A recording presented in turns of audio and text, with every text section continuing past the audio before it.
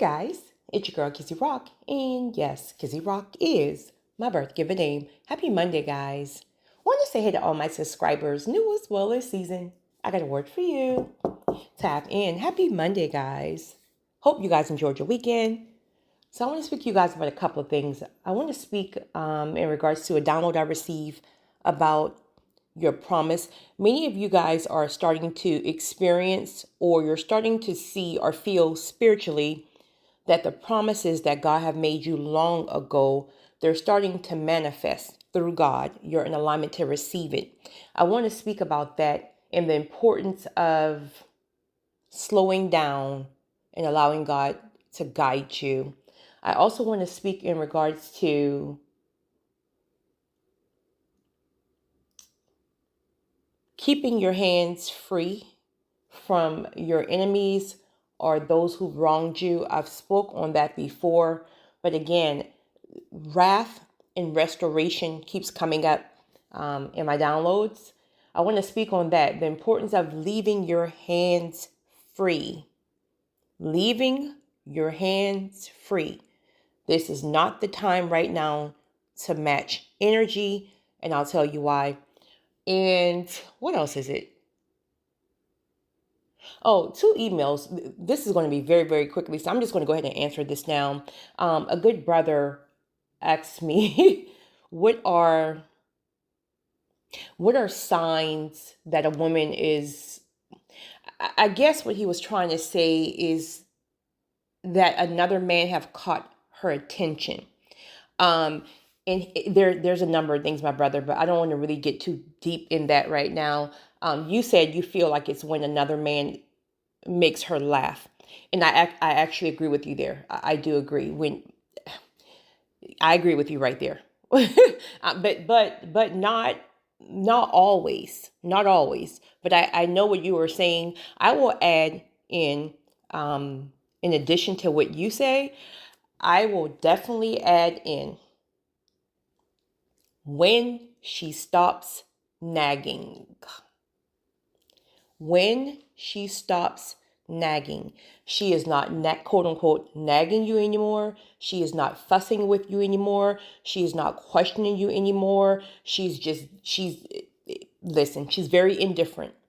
At this point, I tell people, this is when you should be worried, right? Once a woman starts nagging, game over, because she no longer cares, right? When she's nagging you, or the term people use, nagging, when she's nagging you, when she's constantly in your ear, she still cares. Once that cuts off, pressure bust pipes. That's all I'm gonna say. Pressure bust pipes. And then a good sis wanted me to talk about, what was it? Oh, why do people fall so hard for the chosen ones? Why do people fall so hard for the chosen ones? I think she's in a place now where she's newly divorced, and she's really not trying to she don't want to date. She don't want to she kind of found her place of peace. And it seems like everybody she meets, they're falling really hard, really quickly. Sis, we're just different. Right? People fall in love with our spirit, seriously.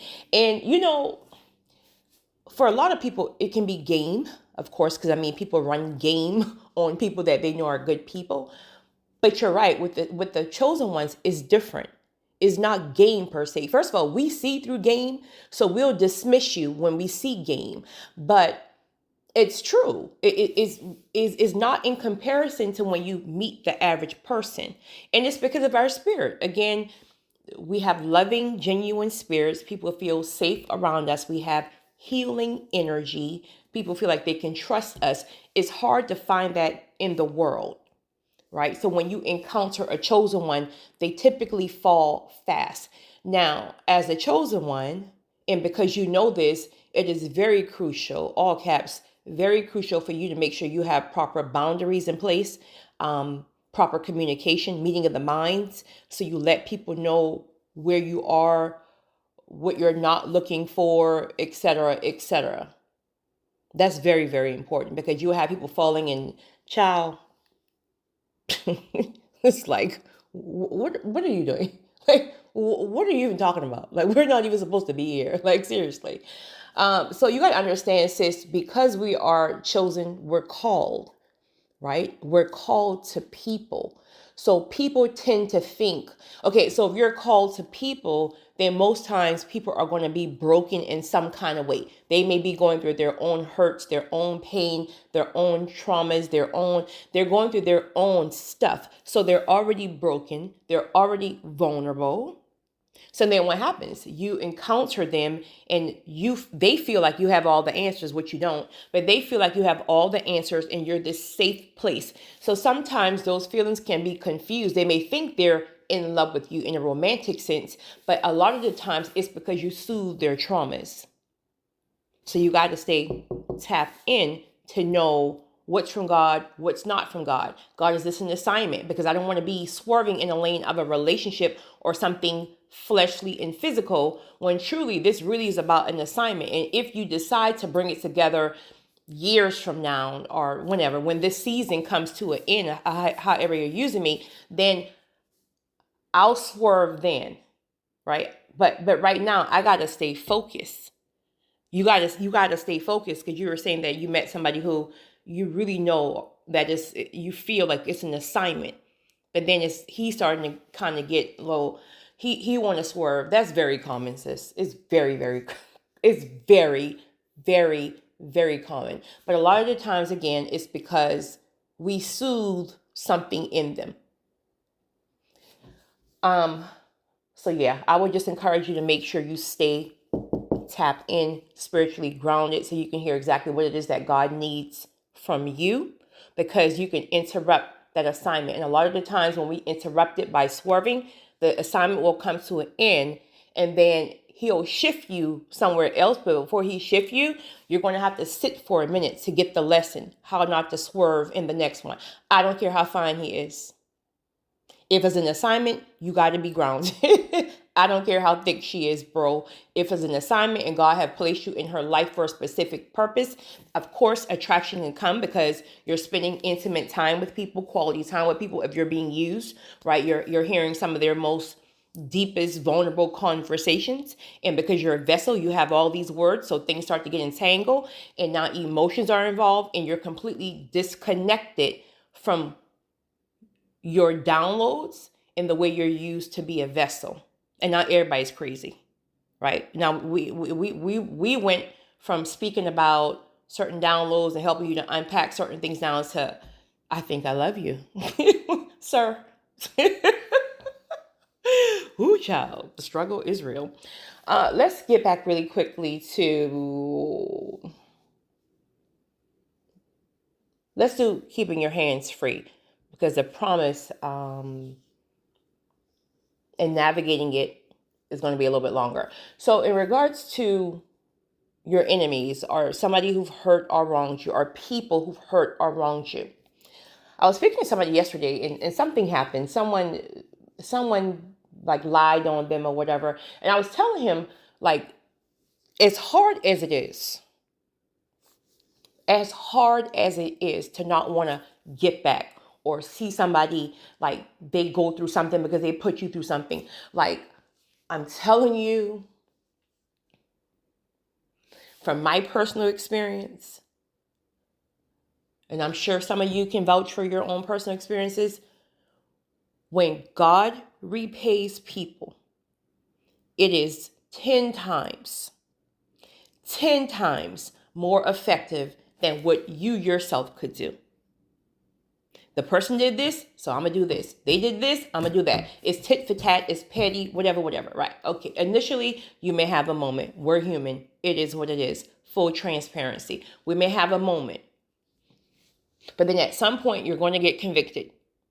And God's going to tell you, take your hands up off of it.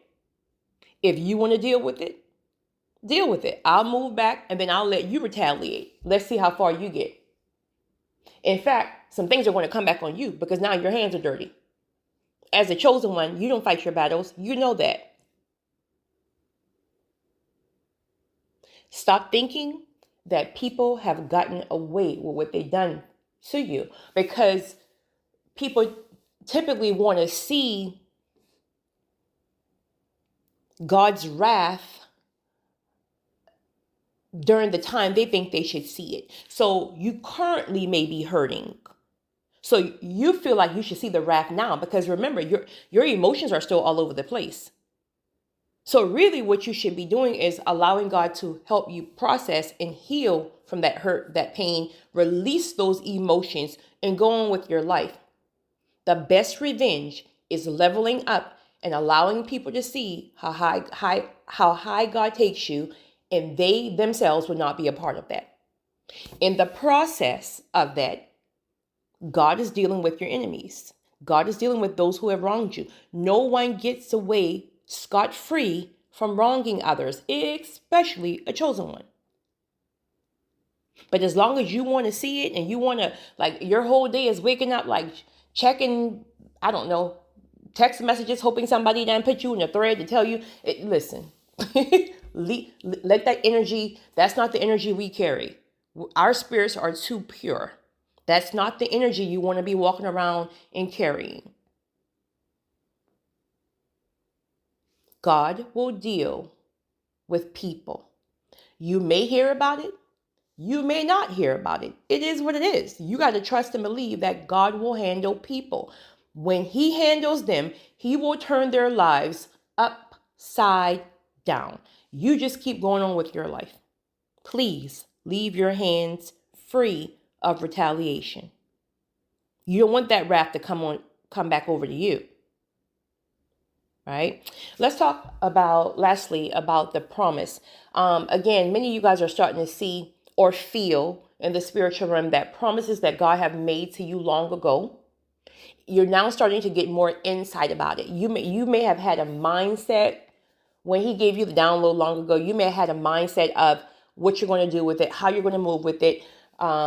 Even some of that stuff may have been some of your own desires. Like you figure, okay, well, you're showing me this because I'm going to take and do like your own blueprint. You created some blueprint. But what you're realizing now is that the promises he gave you are now in alignment with purpose and calling and how you're going to be used in this season, right? Some of you guys feel like you're still in season of stillness or whatever. But once that door opens, right, it's going to all make sense. The download he gave you, you're going to now know exactly how it is to be used, etc. Here's the thing. Slow down. Slow down, because it's almost like, because there's an acceleration of the promise, acceleration of due season. There's also an acceleration where the enemy is trying to confuse you. So you got to stay tapped in, because God will tell you literally the next move. This is not the time to rush. He's going to give you piece by piece. And it may not even be the whole vision that you saw. It's going to be piece by piece. He may say, start here. Just start here. Where you may have seen it on a larger scale. Be obedient to what he's telling you to do right now. Most importantly,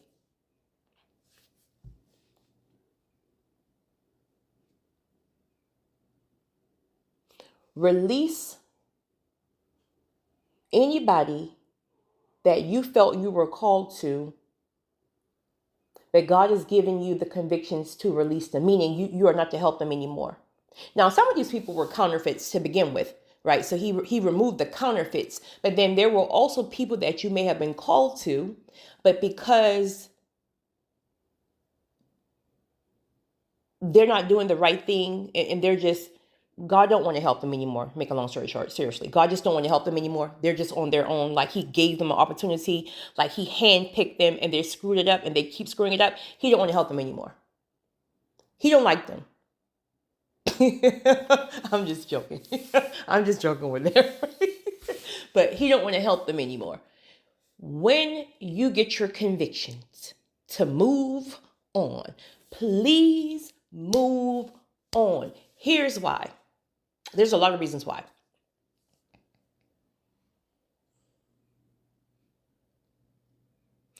A lot of the times with purpose and calling is time sensitive.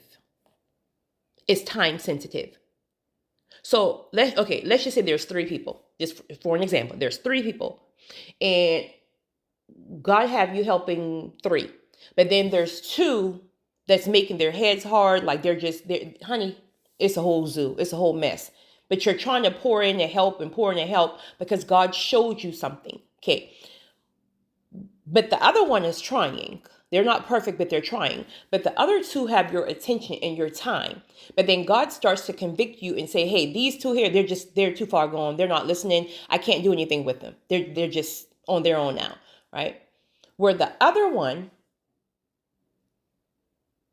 may need a specific thing, a specific word, a specific backing about something that is time sensitive to their particular destiny, meaning it can be an open door that has to open today. God has the right person, it's the right time, it's the right place. But if you're dragging your feet because you're done tied up over here somewhere for whatever reason, even though God told you to leave them alone, then you can potentially cause this other person to miss their open door. You don't want to play with that. This is why obedience is so important, because a lot of the times things are extremely time sensitive. Speaking of that, this is why we have to move when God says move.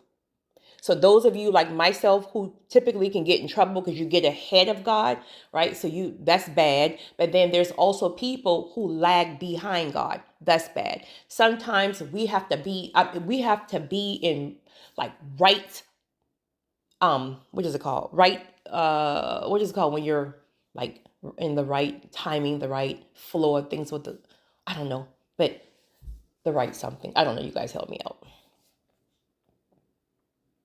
But slow down, because the enemy is going to try to have you moving in directions where you think is purpose because it feels good and it's really shifty and it's fun and it's fast and this and this and this.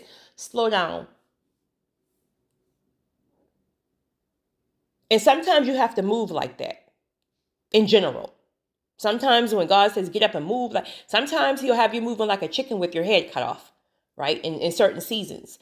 But right now, because he needs you to hit the target, he's going to slow walk you and pace you right now.